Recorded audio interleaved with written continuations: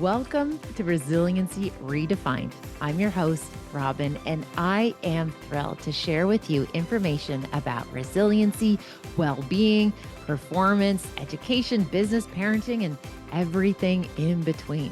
I'm committed to joining you each week to talk about these big ideas and bring them into action, habits, tools, strategies, tactics that allow us to finally uncover what it takes to truly be well. And I'm just so excited that you're here. This episode, it's a solo. Just Robyne here to share with you some kind of thoughts going into the holiday season, the messy middle in between holiday season, and thinking about where we get to go from here. So, this episode, it's just little, it's just tender, perhaps something that you can spend a wee bit of time with. And again, thank you for tuning in. I am so appreciative to be able to have this as a way of connecting, to have conversations, and also to just be able to share some of my thoughts with you. So, thank you for tuning in. I hope this episode is an exhalation. You're doing such good work, and I'm so glad you're here.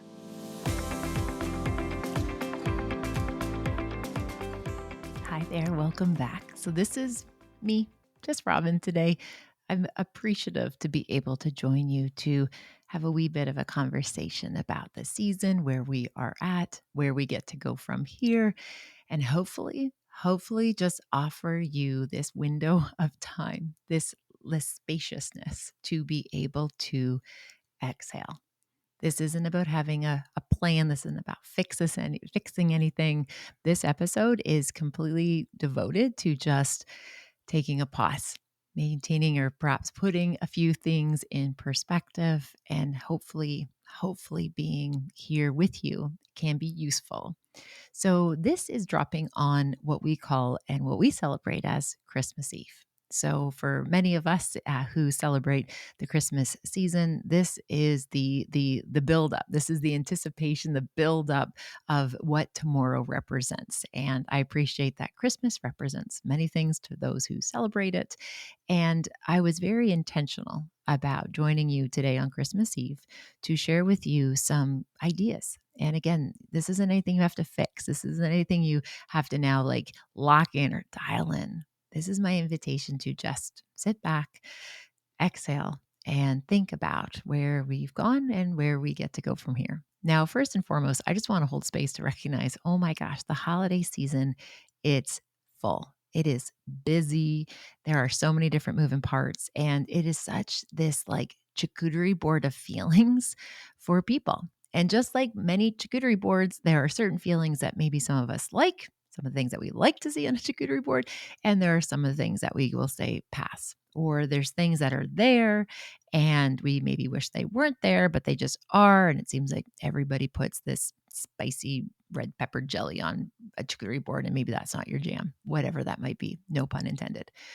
So, why I share that is I just want to hold space and just give this massive window of permission to recognize that holidays are complicated. There's a lot of moving parts. We're trying to make all these magical moments feel magical and effortless while feeling like we are just barely holding on. So, first and foremost, if you don't have equal distribution of gifts for all three of your children, that's okay. When they're older, you can explain it to them. If you haven't been able to clean your baseboards, no big deal. Nobody's looking at them. And if anyone is coming into your house, checking out your baseboards, those aren't the people we want there anyway. I also want to just let you know that you've done enough. And if you are wondering, have I done enough? You obviously have, because the people who say, have I done enough, have already likely done too much. It's the same as when families say to me, Robyne, am I a good parent? It's like, you are 100% a good parent. I already know that to be true. Why? Because the bad parents, they aren't asking that question, right? Parents who are royally setting up their children on a trajectory of like therapeutic intervention as they age, they are not wondering, am I a good parent? They are obviously kind of looking after their own needs ahead of the little souls in their care. I digress already.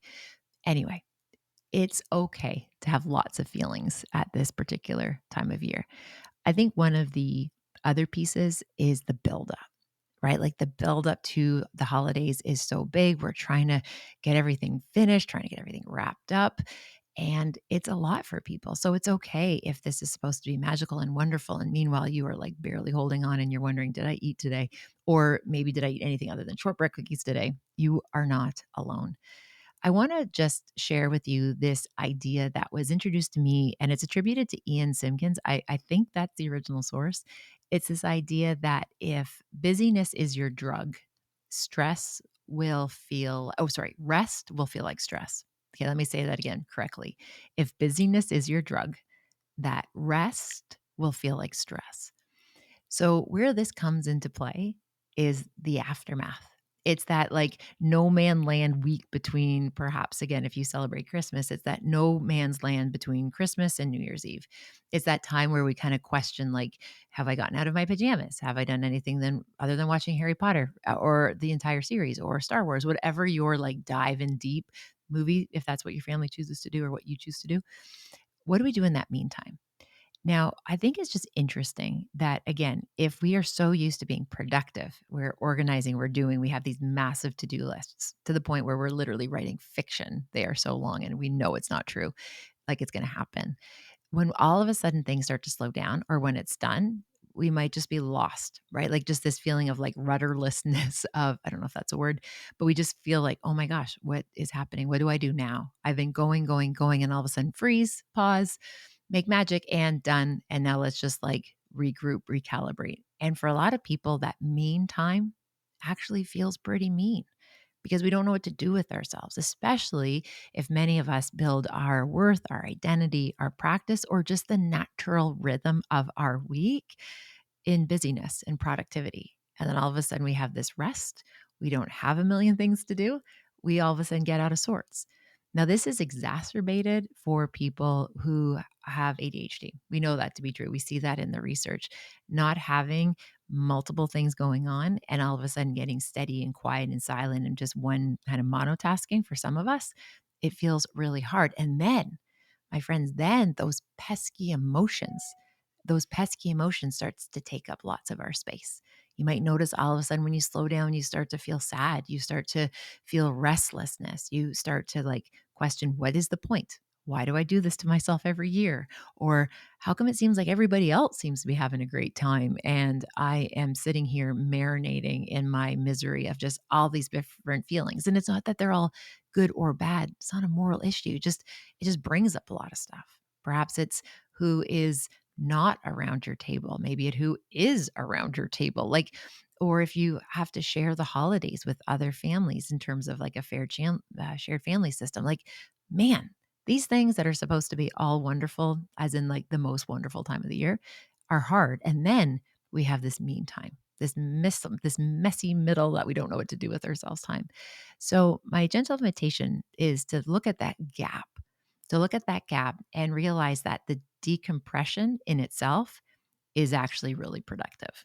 That decompression window is extremely important for our nervous systems to essentially get out of the busyness, to get out of that rat race. I know my father used to use this expression that, like, when you're a rat in the rat race, you don't even realize you're in a rat race. Not to suggest that we're all rats, but the idea being is it's like the contrast. And I appreciate how my dear friend Dr. James Rouse talks about the power of a good contrast. And my invitation for you, again, this is not a to-do list. This is just an invitation to perhaps lean into this idea. Can we use that awkwardness, that like all of a sudden I don't know what to do with myselfness, to appreciate the contrast that this is the quieter season.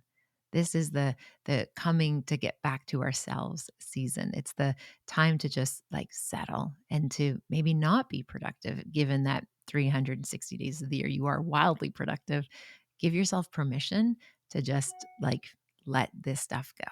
Give yourself permission to let yourself just be okay in the discomfort of this gap. The other idea is that we actually need recovery time, or what we call like moments of like refuge after highly emotional experiences. So viewing the next day after the holiday season, using that time as like this is like scheduled time that hopefully will give you a bit of reprieve, a little bit of not taking in new content, not taking in new situations and new tasks and new projects, this is the time where you can just recalibrate and you can just sit in your wisdom. You don't have to do anything. You don't have to prove anything. You definitely don't have to, think about, okay, now that I got done, Christmas 2025 or holiday season 2025, like what's next? How do I get myself ready? And my gentle invitation, I've shared this before on the podcast, that I know folks celebrate Old Year's Night and New Year's Eve with the calendar change for January 1. For me, this is September 1st.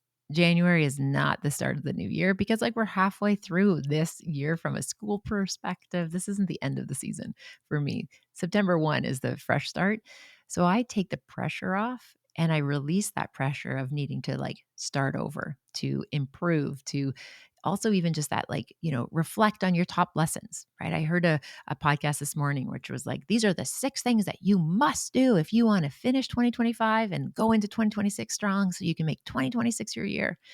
Dude, 2026 is going to happen. If you want to make it your year, go for it, but it's going to happen anyway. Enjoy it. Create a wee bit of spaciousness. Have clarity, of course, of what matters most.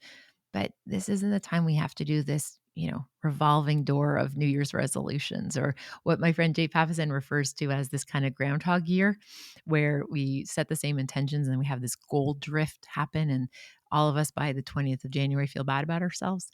It doesn't have to be that way. If anything, I would invite you to just try this year to take that pressure off trying to start over. Yes, it's a new calendar, but there's, 12 other new calendar dates, well, 11 technically, that you can use as just reframe moments, moments to pause, see what's working. What can you let go of? It doesn't have to be heavy, it doesn't have to be complicated. And the piece there is that steadiness will beat intensity every day of the week. I'll say that one again because it's important. Thank you, Allenstein Jr. Steadiness, consistency, that will beat intensity. And I think so often we have these seasons where we go into these like rally cries where it's like, okay, now we have to lock in. Now we have to make this magical, or now we have to make the new year everything. What about a rhythm? What's a rhythm or a routine or a ritual that works for you? It doesn't have to be all or nothing. That idea that, starting a new habit on Monday is probably one of the least effective days of the week to start it on. I'm sure January 1 is right up there as well. Creating just that wee bit of spaciousness to perhaps think about doing it in a different way. The other idea that I wanted to share with you here is that there's so much, I think, this like pressure that, we're supposed to like be happy and be excited. And I've shared with you this before that, emotions are very complex. We're feeling factories. We feel so many different things. And there's going to be certain situations that might be triggering for you or upsetting for you. And it's okay to let yourself feel the feelings. I love when my teenagers say, "Oh, mom's in her feels." Yeah. Or they say, "Oh, did you catch a feeling there in that moment?" It's like, yeah, I caught a feeling. Didn't particularly like it, but I did catch a feeling. Kind of like you catch a cold. I can catch feelings, especially like rejection. Anyway, I digress. Giving yourself just spaciousness to feel the feelings. And remembering that really amazing piece of research that was introduced this year to us around other than grief, because remember, grief rewrites us. Grief does not behave like the other emotions. But when we look at the other ones, the traditional emotions, so like glad, happy, let's say content, the idea of sad, scared, those things like the core emotions, those only last for about 90 seconds if we sit with it. So giving ourselves permission just to sit with it. So if you feel, for example, really sad about something, instead of being like, "Oh, I shouldn't feel sad," no, just let yourself feel a little bit sad. Like sit with that, reflect on it, even just get curious. Wow, this is coming up again. I wonder what that's about. What is it that I need to lean into? Or what am I not leaning into that maybe could help if I did spend a little bit of time with that big feeling? So again, just noticing that feelings, again, they're part of our lived experience, and we don't get to really choose what feelings we experience. And for some of us, again, there's like this added layer. Okay, so we got these holidays, we got the end of the work year, perhaps. So we feel a little bit of burnout, we feel some overwhelm, we're trying to make Christmas magic. And then all of a sudden, maybe if you happen to be somebody with ADHD, your rejectivity sensitivity is like through the roof. All of a sudden, you might notice, like, wow, nobody likes me, right?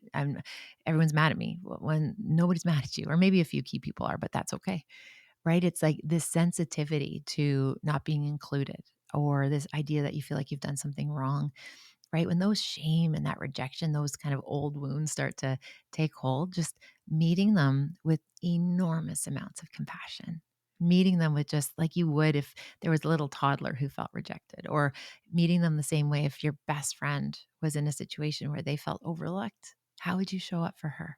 What would you say to her? Again, if you feel like you've been wronged, right? How would you show up for your friend, right? That idea of really being gentle with ourselves and using some strategies to just kind of hold those big emotions, not trying to rush them, not wondering, hey, how do I get myself in this predicament again? Or why is it that I don't handle this better? One of the learnings that I came upon in the last wee while that's made such a difference is being able to look at those big emotions and not being so scared of them, being more curious about them. And when we get curious about them and not try to not feel them, it loosens its power over us. And also, I think it's helpful just to have a few tools in your arsenal, okay? If you're going into situations over the holidays that might serve you well. One of the big ones is that some people are relatives and some people are family. Now, what I mean by that is we change our expectations for people around us when we're able to view them as relatives versus your family. Like your family, chosen family, bio family, whatever it is, like those are the people where you don't have to clean the baseboards. You don't have to guard yourself. Like you don't have to anticipate. You don't have to probably debrief the interaction afterwards other than just to celebrate and have lots of good little smiles. But again, the family is just safety. It's deep safety, it's acceptance, it's belonging. It feels so good to be with those people. Okay, that's family. Again, chosen or not. Now, relatives are people that often our life brings into our path or are people even that we're born into, but we change our expectations. And again, one of the big learnings I had a few years ago was when gosh, did I ever want some situations to be different? Oh, I pined for relationships to be different. And I remember one time my therapist saying to me, Robin, you realize the person you're wanting that relationship, they're underskilled. They don't have the skills to do and show up the way you want them to show up. And it wasn't meant in a judgment way, although that isn't a judgment. It was just all of a sudden realizing I was asking somebody something that they couldn't provide. They weren't skilled to do it. And being able to look at that situation and be like, wow, I'm asking somebody to do something that they can't do. It changes my perspective. So there's a gentle kind of shift between family and our relatives. The other kind of idea when we think about this too is that it's okay to set boundaries. And I feel like boundaries are almost becoming this like word that is like, oh, only woke people use boundaries. If you can sit with your boundaries to say, like, yeah, I don't think I'm going to do that, or no, I'm not going to go there, and you're good with your reasoning. If you can sit there with a boundary you've established and be like, you know what, I'm okay with the reason behind why I'm setting that boundary, that's all you need. Giving yourself permission that it's okay to protect your peace. There's no shame, there's no judgment. It's not this idea. And I'll tell you, and again, I really respect other researchers, other thinkers, other people doing their work. And I don't want to ever say anything to get myself into hot water, even though I feel like I literally live to rock boats and burn bridges. The idea of, just kind of like letting people do things, that doesn't work when you have experienced trauma.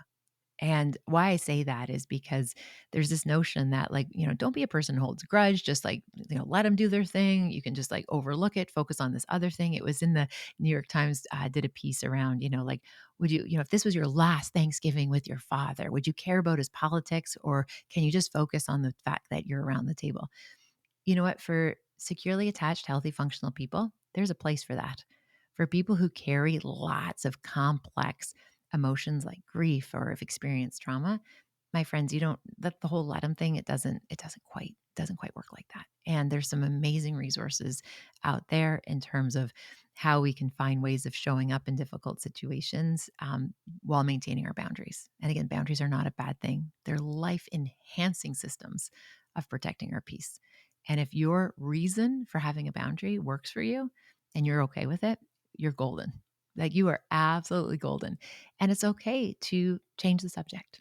Okay, let's say you're sitting around a table and people are having a conversation and it's kind of, people are, Rob, what's your opinion on that? If I don't want to engage on that, I will say, please pass the cranberries. Like I will not get in the ring. My mother, God bless her, my mother, Leslie, it's been 13 years since I've lost my mother. This is my 13th Christmas without mom.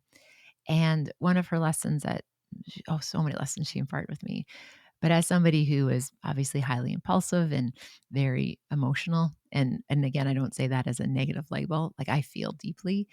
One of the invitations my mother used to always offer me was just the idea of don't get in the ring. Right, Robin, I appreciate that you got fired up. I appreciate that, you wanna get in there and, you wanna correct a misapprehension, or if you just wanna, like, set people straight and you wanna prove this. She's like, "You don't have to get in the ring. You don't have to engage. If people are baiting you or people are trying to, get a reaction, you don't have to. You can change the subject. You can walk away."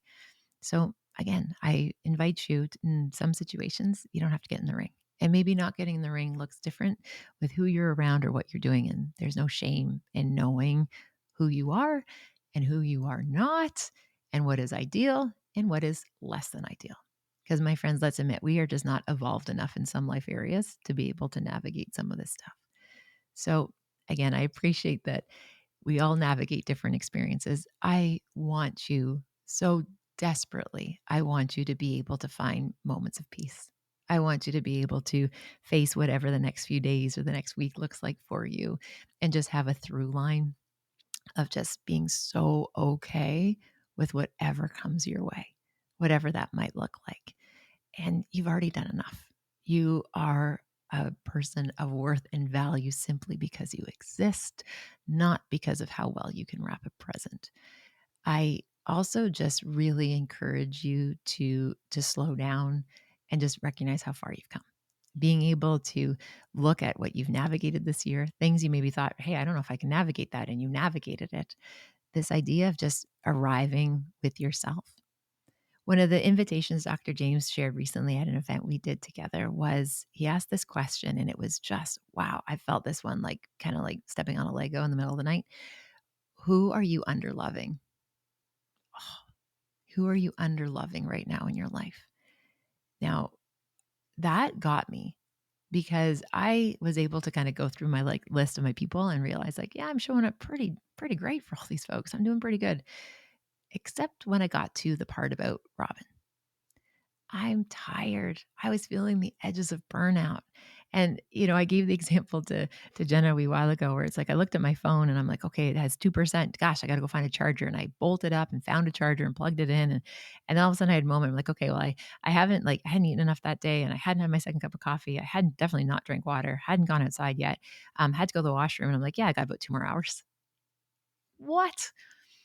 I realized that I was like giving my cell phone more recognition and reverence than my own body. And I thought, no, I can lock in. I could dig deep for another 2 hours of work, no problem. And the reality is that's something that I think many of us experience, where we prioritize other things. And sometimes who we might be underloving is ourself. And recognizing that we're doing really well. We are doing very, very well. And there's no hurry. There isn't one right way to do all of this. My gentle invitation is just hold space to let yourself be proud of what you've carried this year. You've carried stuff that I'm sure a mere mortal would look at it and just be like, wow, how did you do that? Right. With a lot of caffeine, puppies, a great support system, and some great music. Who knows? Whatever that might be for you, but just be proud of yourself, of what you're carrying. No one knows what it's like to be you. No one knows what you navigate, what you have to stick handle emotionally to be able to show up with a big, brave face on, or also the vulnerability to be able to say to the people closest to you, like, I'm not okay, whatever that might be. It's okay to not be okay. The other kind of gentle invitation is just to loosen the grip. Okay, there was this expression that I used to use, or this example I used to use around when we are holding a big emotion. Okay, so often we want to get rid of it first and foremost, which we can't do necessarily, because the more we stuff it down, the more it comes back harder and stronger.